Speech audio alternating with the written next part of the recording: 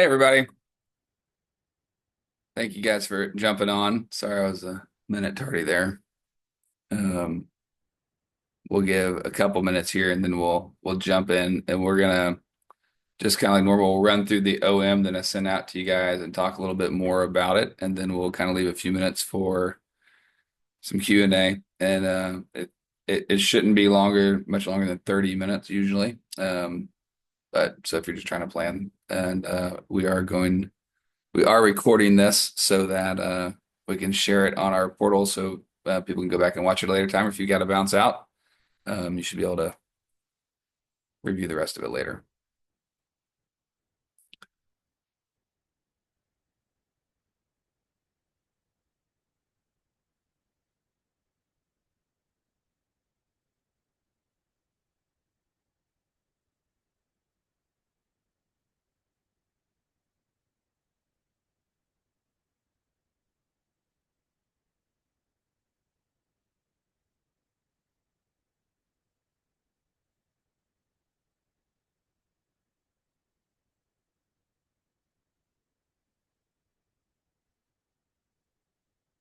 Steve, can you hear okay? Yes, you bet. Okay, great. Sometimes it's quiet. People think that they're missing something. Hey Joe, I'm Liz. I'm on here too with Dad. Hey, Liz, nice to meet you. Is that some burnt orange you're wearing there, Steve?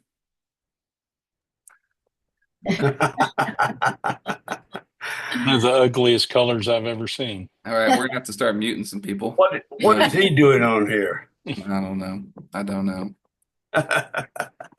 Okay. Well, we'll get going. And as soon as I can figure out how to use Zoom again, because I use it about 4 times a year. Let's see here.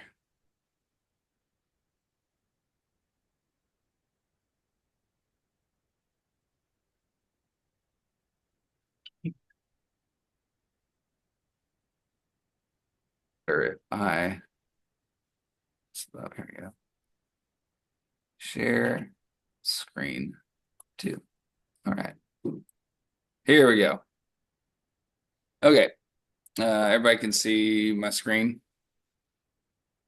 Yes. Right. Great. All right. Uh, for those of you who invested in a few deals with us, you know that we own another Midwest City, Oklahoma deal down the street. And some people are like, man, you really like Midwest City. And I was like, no, I don't. It's a coincidence. So I like it just fine, but I don't have any sort of special affiliation to the city of Midwest City. No offense to them. They've been great to work with, but I just like this deal. I like that last deal. So we'll run through here. I'm gonna drag over Google Maps first and just I don't know how to make that go away, but just kind of reorient everyone on where we're looking here. So here's kind of greater Oklahoma City, Norman down here, Edmond up here. You know, if you've been spent much time there, this kind of feel like they're their own separate entities. They're not really tied too much in the city. And then downtown, really right behind where it says Oklahoma City. And Midwest City is right here to the east. So you can see where the freeways come through on the east side. 35, comes right through here and then kind of tails off to the right. And then right over there where 40 starts going east, that's Midwest City. Here's the Air Force Base, which is, as probably mentioned a few times somewhere, the largest employer in the state. Um, and then you kind of, you can see just kind of like more, bigger lots or some more, no, bigger lots, but more kind of gets a little more rural. You can see where they're still building some houses out here, but a little more rural as you go east. Still decent population, but not nearly as dense further east. And then our property that we bought last year is right here at 15th and Midwest Boulevard. And you can these are all mile by mile blocks, each one of these little blocks. So if you're just trying to get an idea of how big and far away everything is. So that's 1, 2, 3, 4, 5 miles, basically back to the edge of downtown, a little bit further, maybe 6 or 7 really, if you could get all the way in there. And the property we're looking at here is this shopping center right here. And you can see it's across from a golf course and some self-storage. There's not a whole lot else going on at the intersection from a retail standpoint. And this is an interesting idea. One of the reasons I like this is because there's not a lot of other real estate to the north or to the east. If you're just looking at the map, you can tell there's no retail centers out here. And part of that is because the population's not as dense, and just the cost to build these things. A lot of the other retail that's in Midwest City is further south down here and down here. And there's kind of a bigger power center, not really a power center, but more anchors over here. And then just a bunch of little buildings here along Air Depot Road, not Depot. I said that wrong the first time. This is a mall that is kind of like a lot of suburban malls that's really going through the regentrification project. I think they're putting a school there and some medical facilities, but it's not going to ever be a normal neighborhood mall anymore. The point of that is that this grocery store creates a larger pull radius, right, to the east and to the north. And so you've got Winco over here, you've got Walmart down here, and over here. So this is a little bit of one of your grocery stores on the edge. There's other ones down here in this way, but you're kind of creating a pull here. So I think there's a positive there, really, for the grocery store and for neighborhood retail services, which is really what this is.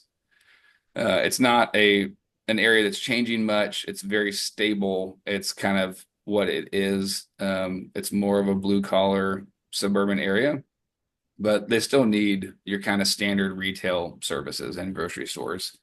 But I think the good part is I don't think anyone's going to go build a new retail center and outposition you here. And that's always kind of nice to know. And if they did, they would have to charge way more in rent just because the cost to construct a retail strip center on top of the land it's pretty cost prohibitive for what these tenants can pay in annual rent. It just doesn't really quite work out. But we've been out here, and I'll go back to the OM here in a second, but we've been to this Crest Foods. It looks great. It's very large. It kind of looks like, I don't know how if this comparison's gonna. It's like a Kroger and a little bit of a Walmart, but really nice. I mean, they were selling. I mean, I always go to the meat counters and grocery stores to figure out what they're really like. What do they sell? What are their price points? And they had prime fillets in here and strips and ribeyes. And so, I mean, you kind of know that it's not that it's a nice area. It's not a super discount grocery store. They are a value grocery store, but it's not. It's really well run, well lit, clean. Their sales are reportedly is doing really well. I don't have a number, but the tongue-in-cheek answers they've been really well, and we saw that when we were there. They were busy. But here's a strip center. Starbucks is going right here on this corner, which it doesn't really do a whole lot for us besides strengthen the idea that like this is a decent retail node. If Starbucks is willing to go here, then they feel strongly enough about the neighborhood. So that's a good thing. So we'll pull this off and go back to the OM. Start with kind of what I don't love about it, just to not be all sunshine and rainbows. I don't love the sign ban they created. There'll be probably another picture of this, but these are very small signs for tenants, and I like signs for tenants. If it was me, there's no trees, so like at the light when you're driving through the light, you can see this thing sits up kind of slightly elevated, so you can read all of these signs very well. I would have put a multi-tenant pylon sign down here, and then I probably would have put it mid-block here or closer to here, just so that people can see it as they're coming around before they could read. As you're coming here, you can't see the front or this side. So we'll look into that if we can reposition that. On top of that, this thing's actually sits up kind of tall. It's got a big brick face on it. So these signs are elevated just above a sign that says Boulevard Marketplace. So they kind of slightly block your visibility, not in a material way, but that's one of the downsides. The other downside, I think you mentioned it in the email, there is an existing environmental contamination from a dry cleaner that's no longer there.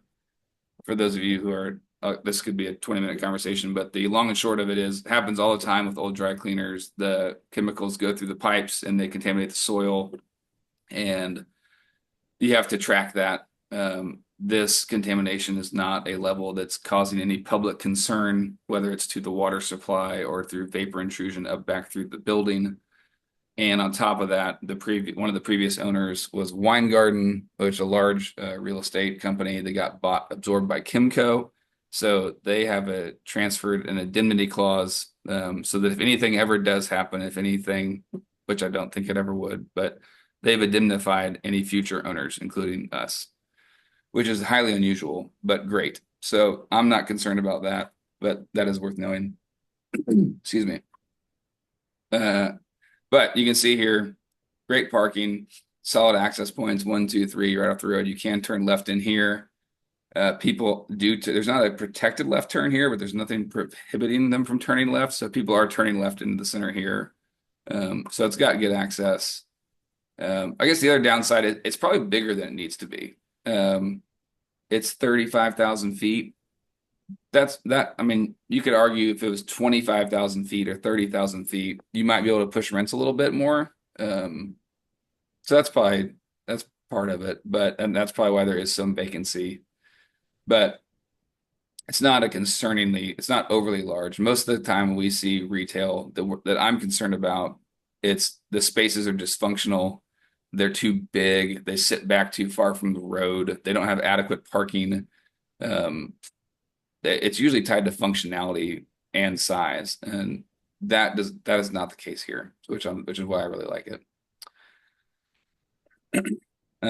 We are buying it for $5 million. For those of you who haven't read through this already, I'll try to go quickly. If you have the going in cap rate and the going in net operating income is right at an 8 cap, and being occupied at 76%. This is just something we don't see here in DFW. If this property in this condition with these tenants, even at a comparable suburb was listed in Dallas Fort Worth, I think we would be a 6 cap or even more aggressive, maybe a sub 6 cap, just because people would be able to underwrite to a better yield once they lease it up, right? So if it's 76% leased and you lease it all up at comparable rates, and you're at an 8 cap, you're going to be over a double-digit yield on cost, above 10%, and that does not exist in Dallas Fort Worth, and there's a reason for that, right? DFW and Oklahoma City are not the same thing, but because of that, we have good cash flow on the front end, and because the rents are very affordable, our going-in basis and our all-in budget is still only $155 a foot, and whether you're in DFW or Oklahoma City, it still costs the same amount to build a strip center.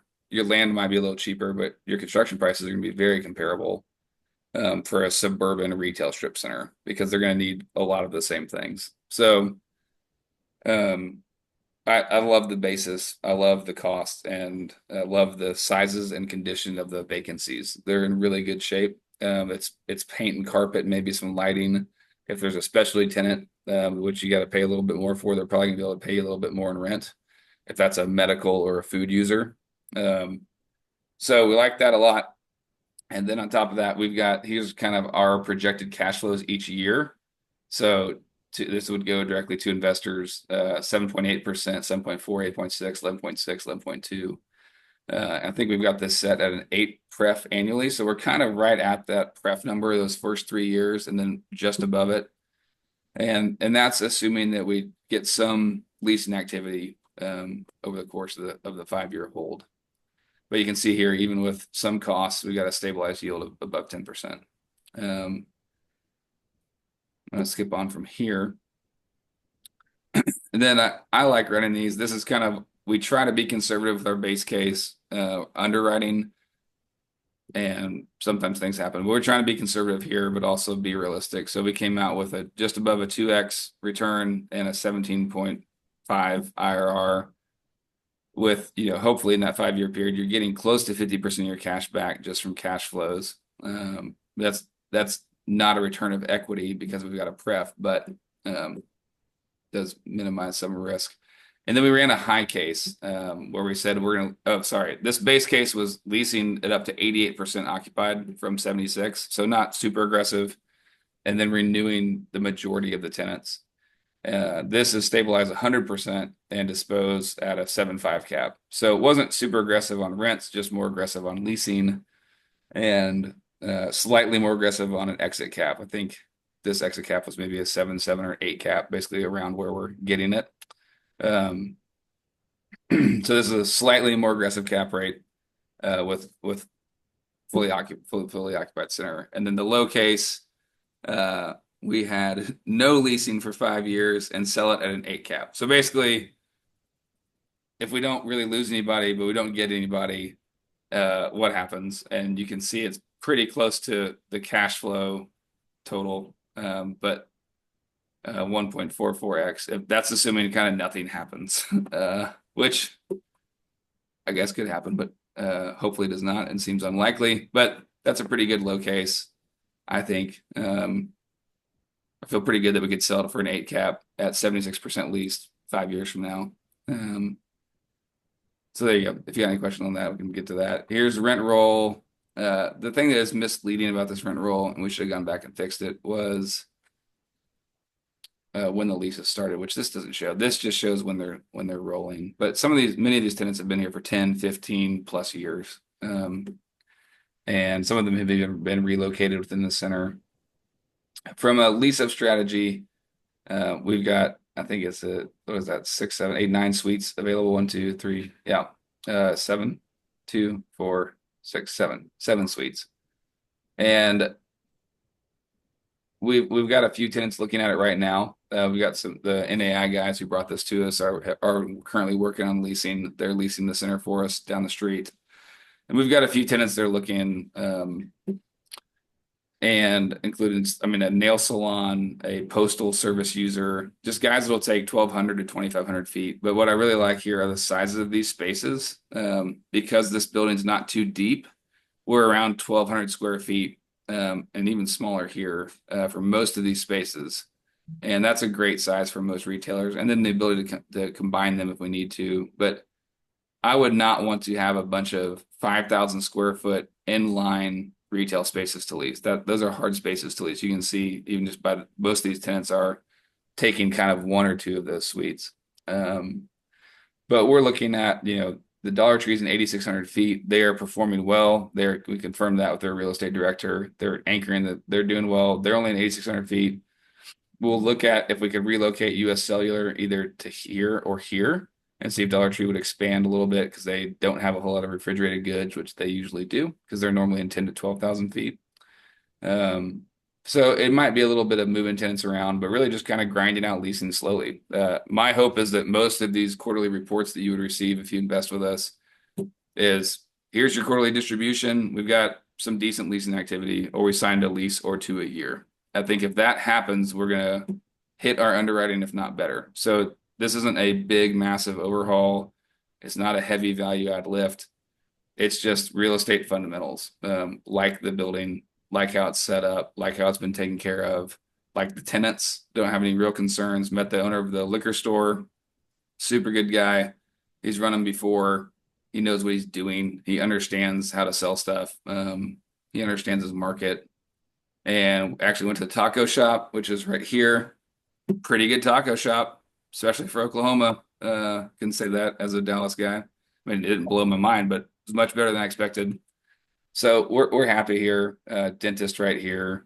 But that's really the majority of the plan.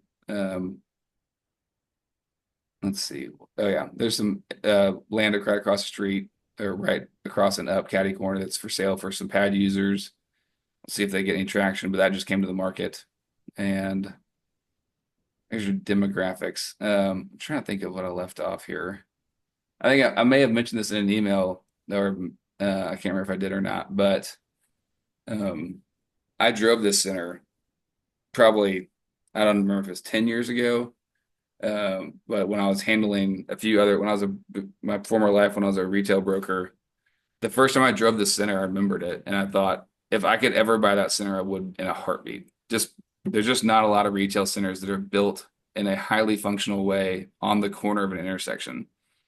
If you go drive around and pay attention, you'll realize that if you have a building like this, it's usually 3 or 4 tenants. it's probably kicked off by Starbucks or Chipotle, and they probably paid a really high rent rate, and the landlord had to spend a lot of money to put them in there. And they're just hard to come by. So they're just functional. They're functional for service retail and neighborhood retail.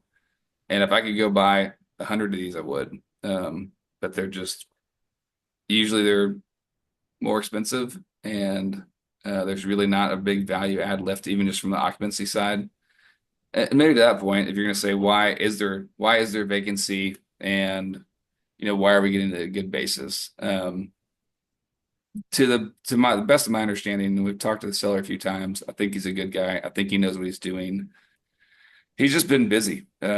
He's a developer who's got bigger projects in town that he's been working on for the past few years, and the leasing has been slow in the post-COVID world a little bit. He lost out on a few tenants he could have gotten. He had Pet Supplies Plus, probably could have made an AutoZone deal, and he would be closer to 90% leased. On top of that, sadly, his partner passed away a couple of years ago, and so they've really just been kind of working on unwinding the estate of a lot of things they've owned together. And so there just hasn't been as much attention paid to this asset as there could have been. And I think this is just kind of a roll up your sleeves and lease it deal. You just got to have brokers that are hungry, they're communicating, that are showing space.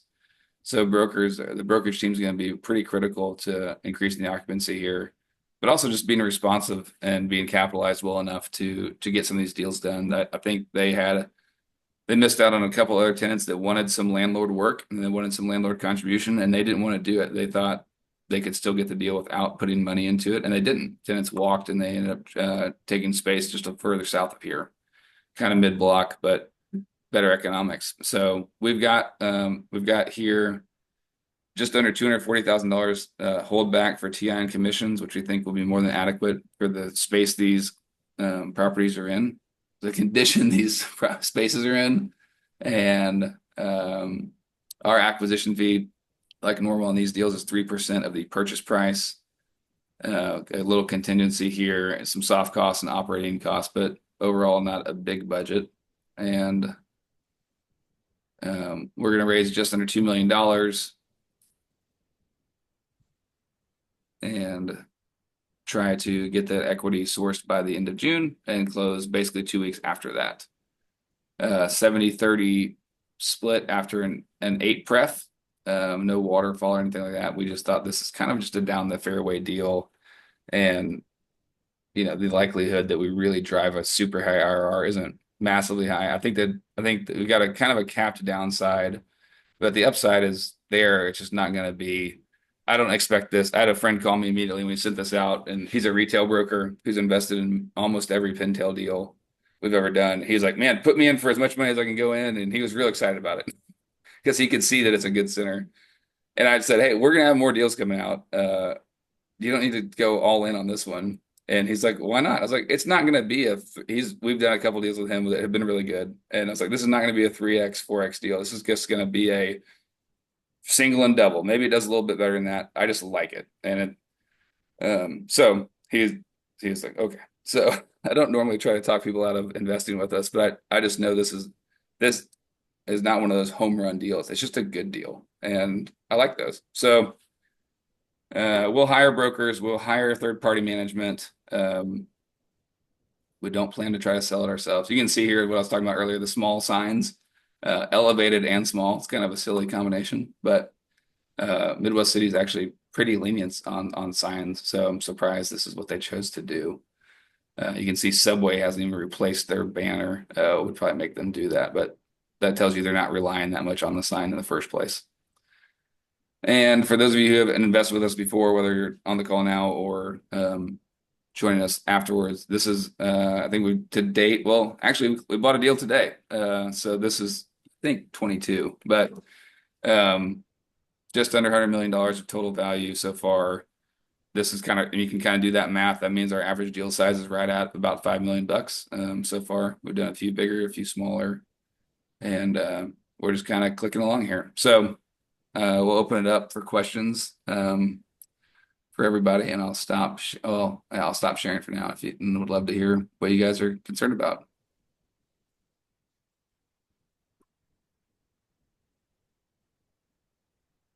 but you will have to unmute yourself. Steve, you are unmuted. Yeah. So you know. So don't say anything I you can't got take you. back. Got you. You have any questions?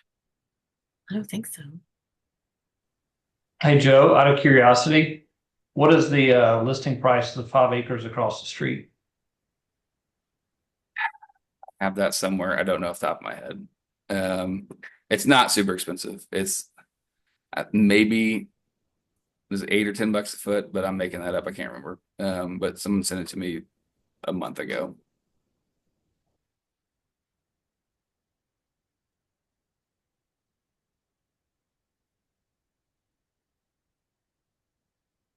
Joe, you said you're raising $2 million? Yes, sir. What is your minimum investment that you're looking for? $50,000. 50,000. Yes, sir. And then also on the link in the email, when you pull that up, it's got a download thing for the document, but it doesn't work. So I don't know. Oh, really? Yeah. So, Okay. well, it doesn't work for me. It just says failed to download file. Please try again. Interesting. So, Okay. Well, I'm sorry about that. Yeah. We yeah, just we not a just switched problem. over to a new online platform that I really like and thought it would be easier. So this is our first run with them, Yeah. and I guess that's the first hiccup. So Yeah. we're trying to figure out a way for investors to be able to get the information they want and kind of raise their hand for what they'd like to invest without being totally committed. So that way we don't. It just doesn't just not being too laborious on the front end, and then we can circle back. So we're trying to figure that out a little bit.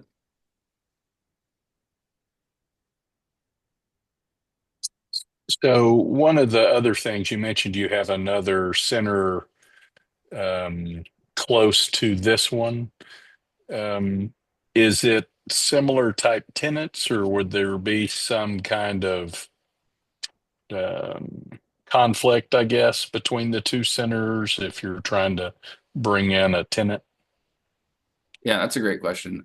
They have similarities for sure, and we've had this question before on deals where we had similar product types and within a market.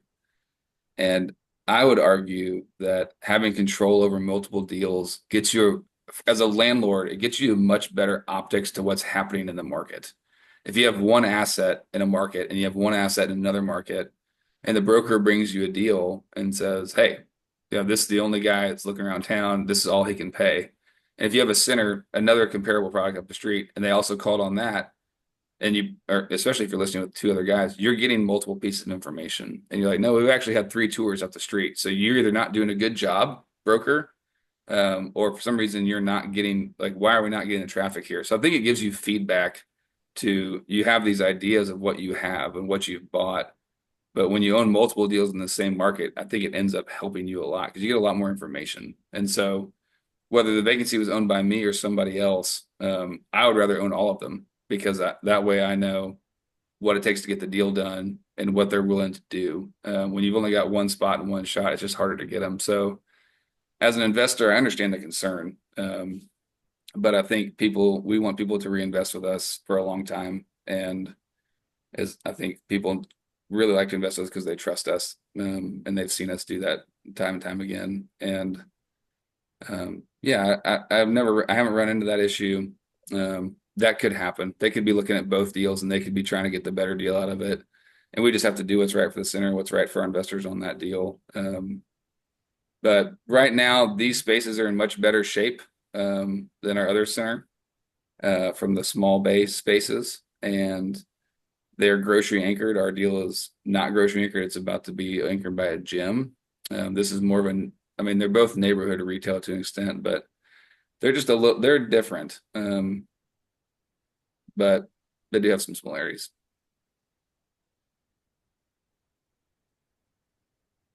Well, you mentioned, uh, or do you like to have different brokers for each center just so you're getting a better sense of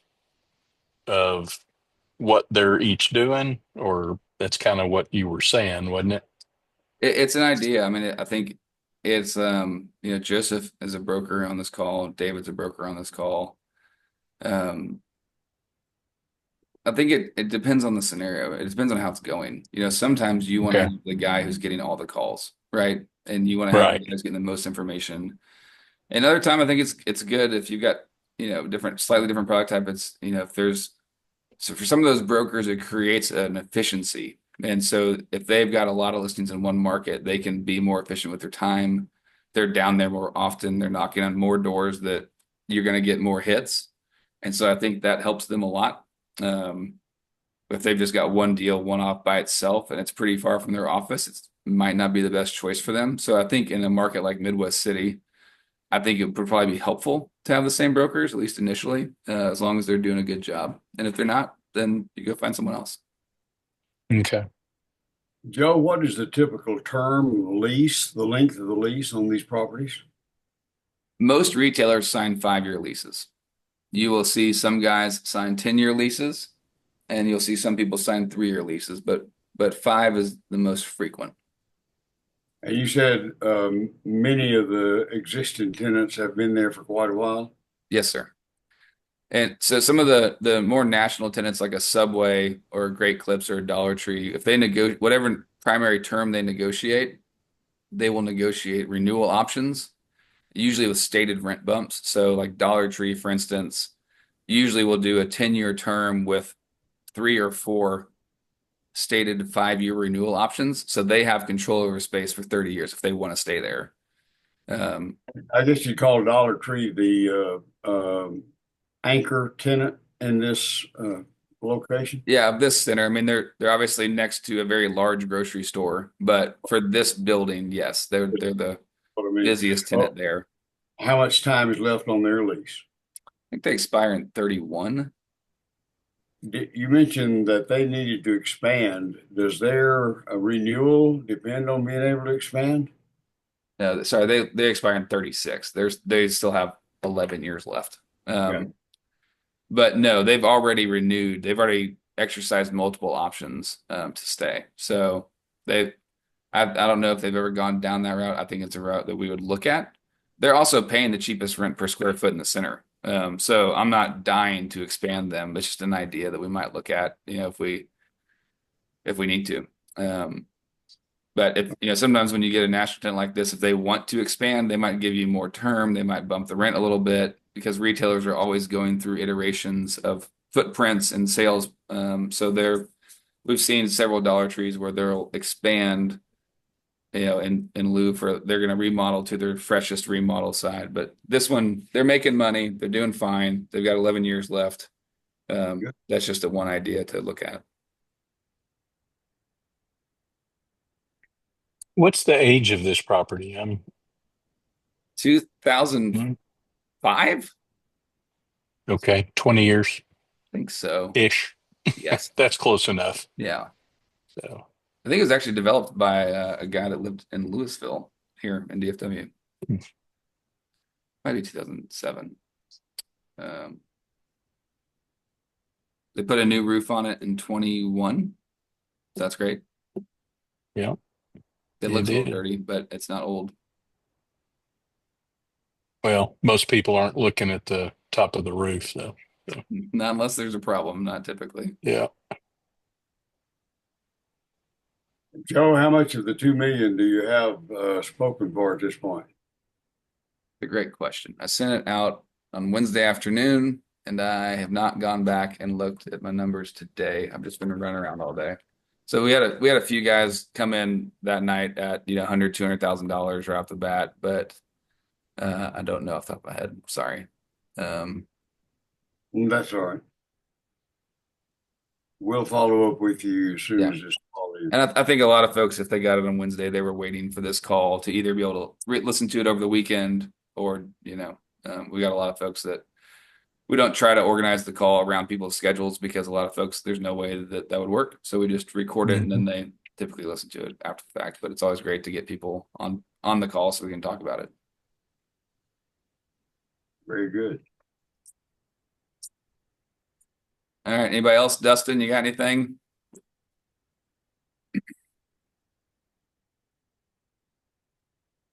Take that as a no. No, nothing for me. Sorry, I'm driving. I'm just listening in. So No, thanks. you're great.